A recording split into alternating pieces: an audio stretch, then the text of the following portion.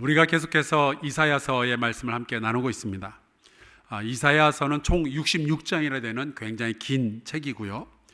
구약의 복음서라는 별명을 가지고 있습니다. 이 이사야서를 보면은 성경 전체가 보이는 듯하다라는 이야기를 하죠. 아니나 다를까 이사야서는 앞에 39장은 포로기 이전의 이야기이고요. 뒤에 따라 나오는 27장은 포로기와 그 이후의 이야기입니다. 그렇게 합쳐서 66장이거든요. 근데 이건 마치 성경이 총 66권의 책으로 되어 있는데 구약 39권과 신약 27권 이것과 너무 유사하니까 사람들이 이사야서가 성경의 축소판이다 이런 이야기도 하게 되는 거예요. 오늘 우리가 이사야 55장의 말씀을 보았는데요. 1절 말씀을 먼저 보겠습니다. 오호라 너희 목마른 자들아 물러 나오라 돈 없는 자도 오라 너희는 와서 사 먹되 돈 없이 값 없이 와서 포도주와 젖을 사라. 초대장이죠. 이 말씀은 목마른 사람들을 부르시는 하나님의 초대입니다. 그런데 여기 나오는 이 목이 마르다라는 것은 단순히 물을 마시고 싶다 그런 뜻이 아니잖아요. 뭔가 심각한 결핍을 느끼고 있는 사람들을 뜻합니다. 사랑의 목이 마르고 자유의 목이 마르고 정의의 목이 마르고 평화의 목이 마르고 또 말씀의 목이 마를 수 있잖아요. 이스라엘은 현재 나라가 망했고 포로가 되어 있는 상태입니다. 이들은 고향으로 돌아가고 싶어요. 고향에 목말라 있어요. 자유롭고 싶어요. 자유에 목말라 하고 있습니다. 다시 하나님의 은혜를 풍성하게 받고 싶은 백성들이죠. 바로 이들이 목마른 사람들이에요. 바로 이 사람들에게 하나님이 말씀하시는 겁니다. 하나님의 은혜가 준비되어 있다. 그러니까 와서 마음껏 누리고 즐겨라. 그런데 여러분 생각해 보면은 이스라엘 백성이 원래 살고 있었던 가나안 땅은 이른바 젖과 꿀이 흐르는 풍요의 땅이었습니다. 여기서 나오는 포도송이는 너무나도 크기 때문에 혼자가 아니라 장정 2명이 들어야만 할 정도로 굉장히 풍성한 소출을 내는 땅이었죠. 그런데 그 땅에 살던 이 사람들이 어느덧 목마른 자들이 되어버린 거예요. 사실 이스라엘의 역사를 보면 사사 시대부터 불안불안했습니다. 이들은 삶이 조금만 편해지면은 하나님을 잊어버리고 그냥 자기 멋대로들 살았어요. 그런데 이게 이스라엘만 그렇습니까? 우리 모두 다 같은 일들을 경험을 하게 됩니다. 많은 분들이 결혼할 때는 이 남자 없으면 못 살겠다 그러면서 결혼을 하더니 10년, 20년 같이 살다가 문득 그런 생각을 하시는 여자분들이 계신다고 그래요. 이 사람만 없으면 살 것 같다. 처음에 자식이 태어나면은 부모들이 다들 그런 생각을 하죠. 너무 예쁘다. 이 아이를 보면서 어떻게 화를 낼 수가 있느냐. 그러더니 아이가 중학교 2학년이 되면 생각이 달라지죠. 기숙사 학교에 보내고 싶다. 우리도 신앙생활 하다 보면은 은혜 받고 정말 가슴이 뜨거운 시기가 있었을 겁니다. 예배가 너무 좋고 당연히 11조하고 감사하고 봉사하고 그러죠. 말씀이 들을 때마다 꿀송이처럼 달고 기도하면 시간 가는 줄도 모르겠고 그런데 그냥저냥 5년, 10년 지나면서 삶에 치이고 교회 안에서 이런저런 다툼도 생기고 그러면서 이제 생각이 달라지는 거예요. 예배도 귀찮고 봉사도 귀찮고 사람 만나는 거 귀찮고 그리고 순모임 하는 거 귀찮고 기도도 귀찮고 여러분 이스라엘도 똑같은 걸 경험을 한 거예요. 근데 그게 하루 이틀 사이에 벌어진 일이 아니라 5년, 10년, 50년, 100년 지나가면서 이런 일들이 벌어진 거죠. 이 말씀을 보면서 우리가 깨닫는 것이 있습니다. 여러분 시간이 지나가면서 신앙이 좋아질 수도 있지만 충분히 나빠질 수도 있는 것이 저와 여러분이에요. 여러분은 나이 들수록 믿음이 더욱 좋아지고 더 선해지고 더 거룩해지고 더 겸손해지고 더 지혜로워지시기를 주의 이름으로 축원합니다. 나이 드는 게 겁난 게 아니에요. 나이 들면서 후져지는 게 겁나는 거지. 교회라는 공동체도요 시간이 흐를수록 부흥하고 건강해질 수 있습니다. 그런데 역사가 더해질수록 50년, 100년 시간이 지나갈수록 과거에 집착하고 힘을 과시하려고 그리고 젊은이들은 절대로 오지 못하는 그러한 교회로 만들어버릴 수도 있는 거예요. 여러분 우리 한사랑교회가 지나왔던 지난 50년의 멋진 역사가 점점 더 100년을 향해 갈수록 더 아름다운 미래를 개척해낼 수 있기를 주의 이름으로 축원합니다. 그게 부흥하는 교회죠. 아쉽게도 이스라엘은 나빠진 쪽이었어요. 사사시대를 지나고 왕정시대를 지나가면서 이들은 하나님만을 섬기는 일에 실패한 백성입니다. 당연히 하나님이 유일하신 하나님이라는 것을 온 세계에 전달하는 그 일에도 실패하게 되죠. 그래서 나라가 망하고 바벨론의 포로까지 된 거예요. 이스라엘은 그야말로 실패한 하나님의 백성이었습니다. 자, 그렇다면 이스라엘의 하나님은 실패한 하나님인가? 여러분, 그건 아니죠. 하나님은 실수가 없으시며 절대로 실패하지 않는 분이십니다. 여러분, 하나님이 힘이 없어서 이스라엘이 망한 것 아닌가요? 아닙니다. 이스라엘이 망하기 거의 한 700년 전에 출애굽 당시에 시내산에서 하나님께서 주셨던 말씀이 있거든요. 그 중에 레위기라는 책이 있는데 레위기 26장에 보면은 이런 계약의 말씀이 나와 있습니다. 3절, 너희가 내 규례와 계명을 준행하면, 너희가 만약에 내 하나님의 백성으로서 성공한다면은 온갖 복을 너희에게 더해주겠다 말씀을 하시는 거예요. 철따라 빚어줄 것이고 열매도 잘 맺게 해줄 것이고 원수들이 쳐들어온다 할지라도 너희를 해치지 못하게 막아주겠다 말씀을 하시죠. 근데 여러분, 계약이라는 것은 잘 할 경우에는 이렇게 하지만 잘 못할 경우에도 그런 조항들이 붙지 않습니까? 레위기 26장에는 그런 말씀도 있어요. 14절에 나오죠. 그러나 너희가 내게 청종하지 아니하여 이 모든 명령을 준행하지 않는다면 어떻게 될 거냐? 예전에 우리나라에 있는 도미노 피자가 그런 약속을 내건 적이 있었습니다. 피자를 주문하고 30분 이내에 배달하지 못하면 돈을 받지 않겠다. 근데 만약에 생각해 보세요. 그 피자 가게가 결국에 30분을 넘기고 피자를 배달하게 되면은 그거는 피자 가게의 실패지 그게 주문한 사람의 실패는 아니잖아요. 마찬가지로 이스라엘의 실패가 곧 하나님의 실패는 아니었어요. 오히려 하나님은 이러한 조항을 만들어 놓으신 이후에 이스라엘의 실패하니까 거기에 대해서 약속을 이행을 하시죠. 그게 바로 심판이었습니다. 그러니까 여러분, 하나님은 실패하시는 하나님이 아니라 심판하시는 하나님이었던 거예요. 그래서 하나님이 이렇게 말씀하시죠. 38절, 너희가 만약에 이 계명을 지키지 않는다면 어떻게 되느냐? 여러 민족 중에서 망하리니 너희의 원수들의 땅이 너희를 삼킬 것이라. 바로 이들이 포로가 되어서 그 바벨론 땅에 사로잡혀 가게 되는 것은 이미 예정된 일이었던 거죠. 이스라엘이 망한 것은 하나님이 힘이 없어서가 아니라 하나님은 법과 약속을 엄중히 지키시는 분이시기 때문에 이렇게 된 겁니다. 자, 그러면은 그 다음 질문은, 그래서 이렇게 실패한 이스라엘을 바라보시며 하나님 여기서 손을 터실 건가 하는 거예요. 여기서 끝인가? 실패한 이스라엘은 이렇게 버려지고 끝나는 것일까? 만약에 세상 사람들이 실패한 자를 보면 그런 식으로 대하겠죠. 끝이다, 이제 만나지 말자, 절교다. 근데 레위기 26장을 보면은요, 이스라엘이 실패할 경우 하나님은 심판을 하시겠지만 그 다음이 어떻게 되느냐? 이렇게 돼 있어요. 44절, 그런즉 그들이 그들의 원수들의 땅에 있을 때, 그러니까 이스라엘 사람들의 말로 표현하자면 바벨론의 포로로 사로잡혀가 있을 때 어떻게 하시냐?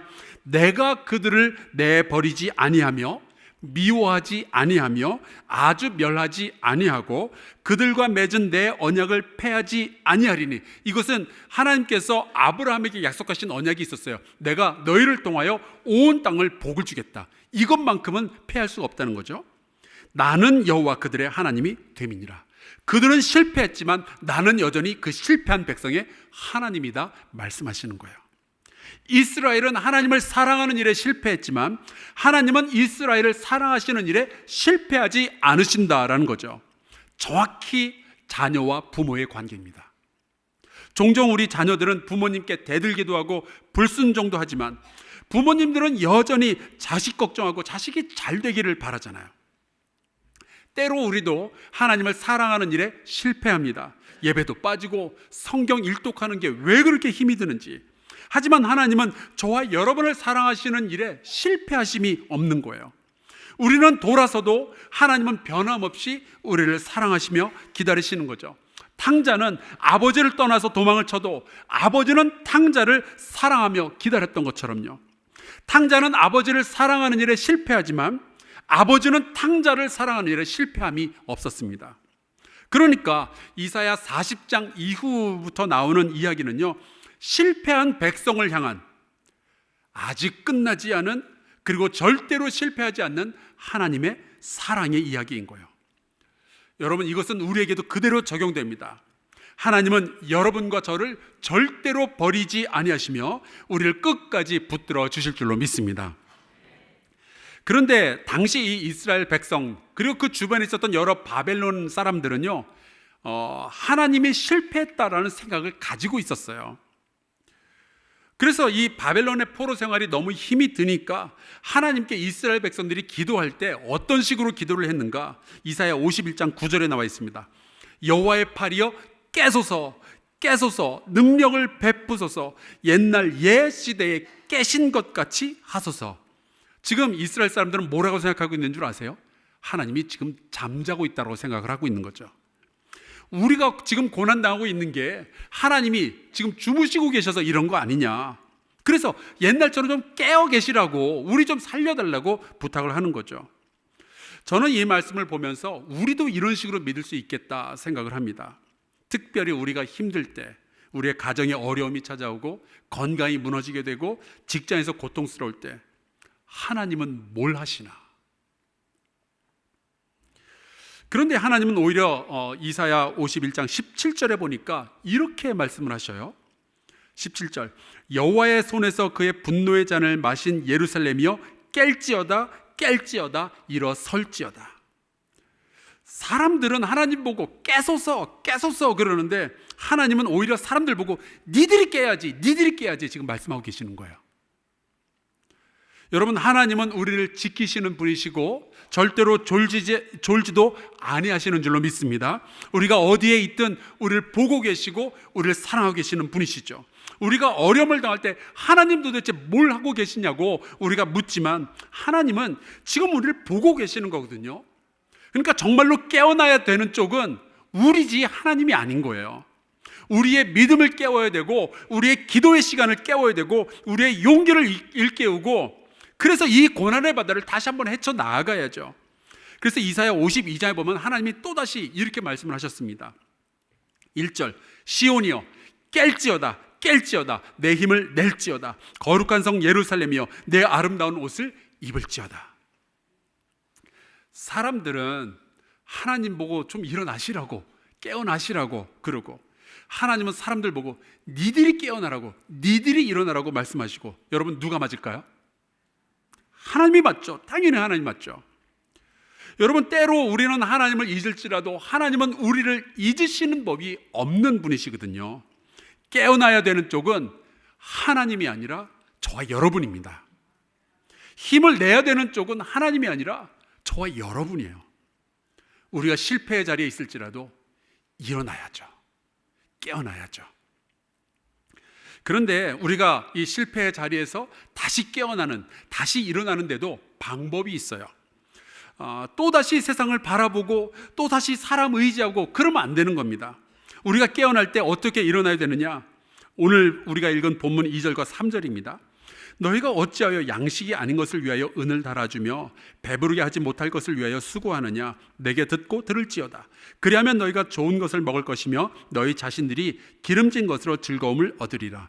너희는 귀를 기울이고 내게로 나와 들으라. 그리하면 너희의 영혼이 살리라. 내가 너희를 위하여 영원한 언약을 맺으리니 곧 다윗에게 허락한 확실한 은혜니라. 어디 가서 헛수고하지 말고 하나님께로 나오라는 거죠. 그게 깨어나는 방법이에요. 여러분, 지금까지 살아오면서 헛수고라는 거 해보셨습니까? 열심히 했는데 아무 소득도 없고 오히려 피해만 나는 경우 경험해 보셨나요? 작년에 신문에 나왔던 아주 큰 사건이 있었죠. 프랑스의 파리에 있는 병원인데 77세 된 남성이 신장암 수술을 받으려고 입원을 했습니다. 그리고 수술을 받았는데 결과를 보니 암에 걸린 신장은 그냥 내버려 두고 멀쩡한 신장을 떼어난 거예요. 이게 양식 아닌 것을 위하여 은을 달아주고 배부르게 하지 못할 것을 위해서 수고하는 헛수고죠. 여러분, 우리가 실패의 자리에서 일어날 때 가장 먼저 생각해야 될 것은 내가 하나님을 향하여 나아가는가 하는 거예요. 우리가 실패할 수 있죠. 그것만도 억울한데 다시 일어서려고 엉뚱한 거 붙잡고, 사람 붙잡고, 돈 붙잡고, 명예 붙잡고 그러면 안 되는 거죠. 거기에다가 소망을 걸면은요, 우린 또다시 실패의 구렁텅이로 빠지게 될 거예요. 그러면 안 되잖아요. 그래서 하나님이 말씀을 하시는 겁니다. 내게로 나오라. 나의 말을 들으라. 그리하면 너희의 영혼이 살리라. 자, 그런데 이렇게 말씀하시는 하나님을 우리가 어떻게 신뢰할 수 있느냐 말이죠. 하나님은 과연 그만큼 우리를 사랑하시는 분이신가? 하나님은 그만큼 우리를 위해서 은혜를 베푸시는 분이신가? 여기에서 굉장히 이상한 말씀이 하나 등장합니다. 4절인데요, 제가 읽을게요. 보라, 내가 그를 만민에게 증인으로 세웠고 만민의 인도자와 명령자로 삼았나니. 여기 보면 뜬금없이 그라는 인물이 하나 등장하게 됩니다. 이 사람은 하나님의 구원과 사랑을 증거해 주는 사람이래요. 만민의 인도자와 명령자가 될 수 있는 사람이라 그러죠. 하나님의 사랑을 증명한 사람이고 하나님의 새로운 계명을 우리에게 전달해 준 사람입니다. 과연 이 사람이 누구인가? 이사야 53장에 나와요. 해마다 우리가 고난주간이면 꼭 듣게 되는 말씀 가운데 이게 있죠. 아주 유명한 말씀입니다. 제가 한번 읽어볼게요. 그가 찔림은 우리의 허물 때문이요 그가 상함은 우리의 죄악 때문이라. 그가 징계를 받음으로 우리는 평화를 누리고 그가 채찍에 맞음으로 우리는 나음을 받았도다. 우리는 다 양 같아서 그릇 행하여 각기 제 길로 갔거늘 여호와께서는 우리 모두의 죄악을 그에게 담당시키셨도다. 도대체 이 사람은 누구일까요? 아는데 잠깐만 기다려주세요. 구약의 율법에 따르면요, 원래 이에는 이, 눈에는 눈입니다. 죄를 지었으면 거기에 보응하는 1대1의 비율로 뭔가 희생이 있어야만 하는 거예요. 그러니까 한 사람이 죄를 지으면은 한 마리의 양이 희생이 되어야 그 죄가 사라지게 되는 거죠. 그런데 오늘 말씀해 보니까 우리 모두의 죄악을 그 한 사람에게 담당을 시켰대요.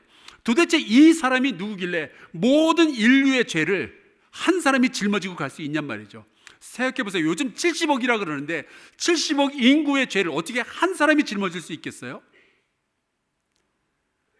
만약에 이 사람이 인간의 몸을 입고 이 땅에 오신 하나님이라면 말이 되죠. 바로 사람이 되신 하나님 예수 그리스도이신 거예요. 그래서 바로 이 자리에서 오늘 우리가 읽었던 이 이사야 55장의 말씀은 단순히 이스라엘 백성만을 위한 말씀이 아니라 우리 모두를 위한, 인류 전체를 위한 하나님의 초대장이었다는 사실을 우리가 알게 됩니다. 하나님은 지금 거룩함에 실패한 우리 모두를 구원의 자리로 초대하고 계시는 거예요. 인생에서 아픔 가운데, 상처 가운데 실패와 좌절의 경험을 가지고 있는 우리 모두를 하나님이 지금 초대하고 계시는 거죠. 왜냐하면 하나님은 이스라엘만의 하나님이 아니라 모든 인류를 창조하신, 모든 인류를 사랑하시는 아버지 하나님이시기 때문에요. 그래서 베드로전서 2장에 이런 말씀을 기록했어요. 친히 나무에 달려 그 몸으로 우리 죄를 담당하셨으니 이는 우리로 죄에 대하여 죽고 의에 대하여 살게 하려 하심이라. 그가 채찍에 맞음으로 너희는 나음을 얻었나니. 이사야서에 말씀이 있으니까 예수님이 누구신지 이제 좀 알겠는 거예요. 이사야서가 있으니까 예수님이 왜 그렇게 고난을 받으시고 십자가에 달려 죽으셔야 됐는지 이제 좀 알겠는 거죠. 그렇게 하나님은요, 예수 그리스도를 통해서 하나님이 우리를 얼마나 사랑하고 계시는지를 증명하여 주셨습니다. 이것이 바로 레위기에서 말씀하고 있는 하나님의 사랑의 약속이죠. 나는 너를 버리지 않겠다. 너희는 실패하더라도 나는 너희를 끝까지 사랑하겠다 말씀하신 하나님은요, 이사야 54장에서는 이렇게 또한 말씀하십니다. 산들이 떠나며 언덕들은 옮겨질지라도 나의 자비는 내게서 떠나지 아니하며 나의 화평의 언약은 흔들리지 아니하리라. 너를 긍휼히 여기시는 여호와께서 말씀하셨느니라. 여기 나오는 너는요, 하나님의 백성이 되는 일에 실패한 사람이에요. 근데 하나님의 긍휼은 그 실패한 자를 떠나지 않는 거죠. 우리는 하나님을 떠나는데 하나님은 우리를 떠날 수 없다 말씀하셔요. 왜요? 아버지시니까. 이 말씀은 실패한 백성에게 주시는, 실패하지 아니하시는 하나님의 말씀입니다. 하나님은 깨어나라, 일어나라, 내게로 오라 말씀을 하시죠. 하나님은 넘어진 자들, 죄 지은 자들을 향하여 응원하시는 거예요. 상처 입은 자들을 향해서 격려하시는 거죠. 내게로 나오라. 하나님의 초대가 저와 여러분에게 전해졌어요. 자, 이제 우리는 어떻게 하면 좋을까요? 특별히 살아오면서 상처 입었던 분들, 지금 실패를 경험하고 있는 분들, 실패를 눈앞에 두고 있는 분들, 우리 이제 어떻게 하면 좋을까요? 기독교의 역사를 보면은 참 많은 신앙의 영웅들이 있습니다. 그들 가운데 수도사들이 있죠. 그 유명한 안토니, 어거스틴, 베네딕트, 도미니크, 그 다음에 프란시스, 토마스 아퀴나스, 이런 분들이 수도사들이고 그들이 우리에게 참 많은 신앙의 유산들을 남겨주었습니다. 그런데 여러분, 그들이 신앙의 영웅들이라고 해서 그들이 늘 거룩하기만 했냐? 아니었어요. 그들도 때로는 하나님 앞에서 실패하기도 하죠. 욕심도 부리고요, 죄도 지었습니다. 이 사람들은 늘 그런 생각을 했어요. He today, I tomorrow. 그는 오늘 죄를 지었고 나는 어쩌면 내일 죄를 지을 수도 있다.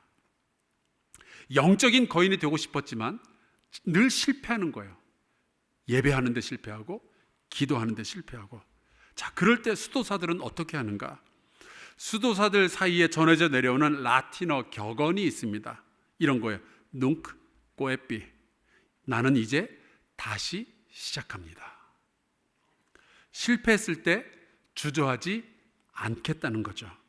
하나님의 은혜를 기대하며 오늘 다시 시작하겠습니다. Nunc coepi. 이 사람들이 수도원들을 만들고 우리에게 그 많은 수도원의 영성을 남겨주었던 거예요. 우리가 잘 아는 프란시스라는 수도사가 있죠. 이 사람은 얼마나 영성이 뛰어났는지 동물들하고도 대화를 나눌 수가 있었다고 그래요. 이 사람이 이제 수도원을 만들고 수많은 제자들을 가르치면서 수도원을 운영을 했지만 시간이 지나자 이 수도원이 점점 정치화되고 탐욕으로 물드는 것을 본 거예요. 프란시스가 꿈꾸었던 수도원은 이런 게 아니었는데, 가난한 사람들을 돕고 하나님 앞에서 전심으로 예배하고 겸손히 기도하고, 이것이 프란시스가 꿈꾸었던 수도원인데 이게 뭐냔 말이죠. 화나는데 그냥 다 때려치울까? 니들 그렇게밖에 못하냐면서 박살을 내버릴까요? 아니요, 그때 프란시스가 이런 말을 했다고 합니다. Nunc coepi. 나는 이제 다시 시작하겠습니다. 하나님은 그 이야기를 우리에게서 듣고 싶으신 거예요. 이스라엘이 완전히 실패한 백성이 되었을 때 하나님은 그들을 버리지 아니하시고 그들을 다시 깨우시죠. 내가 은혜를 준비해 놓았으니 내게로 나오라고, 다시 시작하자고요. 그 말씀은 오늘날 저와 여러분을 위해서 주시는 말씀입니다. 실패할 수 있죠. 근데 중요한 것은 실패가 아니라 실패한 이후에 나는 무엇을 하는가 하는 거잖아요. 혹시 오늘 이 자리에 요즘 실패에 가까이 서 있는 분들이 계실지 모르겠습니다. 이미 실패를 경험하고 어떻게 해야 될지 몰라 하는 분들이 계실지도 모르겠습니다. 주님은 그런 분들을 오늘 다시 초대하시는 거예요. 다윗에게 허락한 확실한 은혜를 베풀겠다 약속을 하시죠. 자, 그렇다면 중요한 것은 그 하나님을 신뢰하며 다시 시작하는 거예요. Nunc coepi. 나는 이제 다시 시작합니다. 이것이 우리의 고백이 되었으면 좋겠어요. 야곱, 실패한 인생이었어요. 그런데 인생을 다시 시작하게 되잖아요. 모세, 실패한 도망자였습니다. 그런데 하나님의 초대를 받고 다시 시작을 하죠. 삭개오, 하나님 앞에서 실패한 인생입니다. 그런데 예수 그리스도를 만난 이후에 다시 시작을 하게 되죠. 바울, 예수님을 핍박하던 실패자였습니다. 그런데 하나님의 부르심을 받고 다시 인생을 시작하게 되잖아요. 여러분이 과거에 어떠한 인생을 살아오셨든, 가정과 일터와 인생의 어떤 실패, 어떤 좌절을 경험하고 계시든, 하나님은 여전히 저와 여러분을 버리지 아니하시며 우리를 하나님의 은혜로 새로운 미래로 초대하시는 우리의 아버지이심을 믿습니다. 하나님은 예수 그리스도를 통해서 하나님이 얼마나 우리를 사랑하시는지 증명하셨어요. 하나님은 절대로 저와 여러분을 모른 척하지 아니하실 겁니다. 다시 한 번 더 기도하고 다시 한 번 더 말씀을 보면서 그 하나님 앞에서 다시 시작하는 저와 여러분이 될 수 있으면 좋겠습니다. 만약에 여러분이 예전에 실패했을 때 주저앉았으면 지금 여러분이 그 자리에 계시지 않을 거예요. 다시 시작했으니까 여기까지 왔죠. 앞으로 어떠한 실패를 만날지라도 하나님의 은혜를 기대하며 또다시 시작하는 용기 있는 백성, 용기 있는 하나님의 자녀 될 수 있기를 주의 이름으로 간절히 축원합니다. 우리 같이 찬양하고 좀 기도하면 좋겠어요. 제가 참 좋아하는 찬양인데요, 나는 부족하지만 하나님은 완전합니다. 그런 내용이에요. 우리 같이 이 찬양으로 고백하고 또 같이 기도하면 좋겠습니다.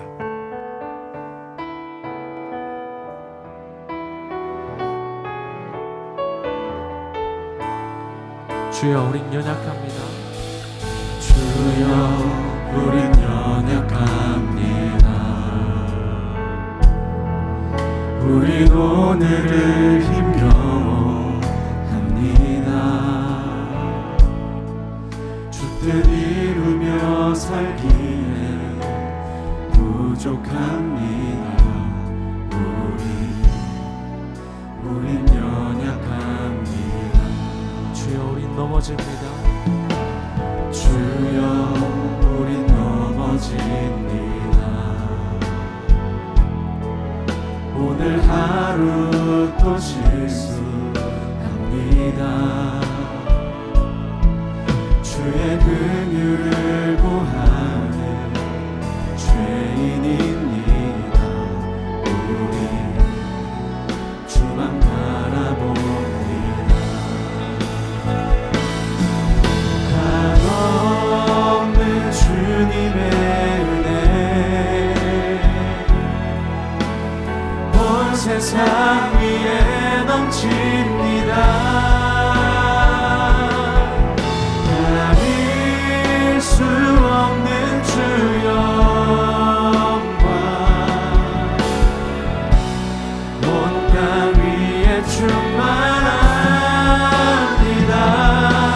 주님만이 길이오니 우린 그 길 따라갑니다. 그날에 우릴 이루신 주는 완전합니다.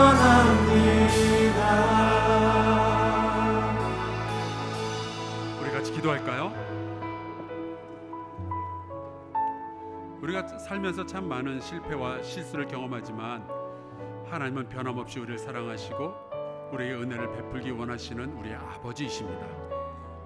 그 하나님은 우리에게 깨어나라, 다시 시작하라 말씀을 하시죠. 거룩함에 실패했거나 삶의 현장에서 어려움을 겪는 모든 이들을 다시 은혜로 초대하시는 하나님 앞에서 이제 용기를 내어 다시 시작하겠습니다 작정하며 함께 기도하면 좋겠어요. 특별히 여러분의 주변에 어려움을 겪고 좌절한 분이 계신다면 중보하며 같이 기도하면 좋겠습니다. 아버지, 이들이 다시 일어설 수 있도록, 다시 시작할 수 있도록 힘을 더하여 주시옵소서. 통성으로 기도하겠습니다.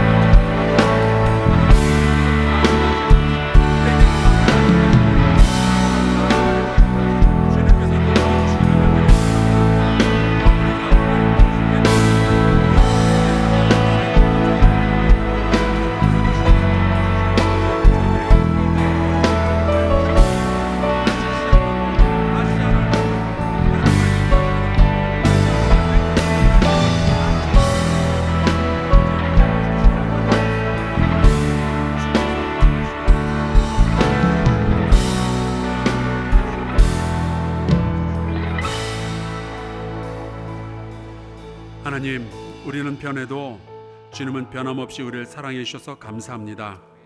우리는 실패하지만 하나님의 사랑은 실패하지 않음을 믿습니다. 예수 그리스도의 십자가를 통하여 증명하신 하나님의 사랑과 그 은혜를 믿으며 오늘 우리가 다시 힘을 내어 살게 하여 주시옵소서. 실패와 모든 좌절을 딛고 일어서서 다시 하나님의 은혜의 자리로 나아갈 수 있도록 주님 도와 주시옵소서. 예수 그리스도의 이름으로 간절히 기도하옵나이다. 아멘.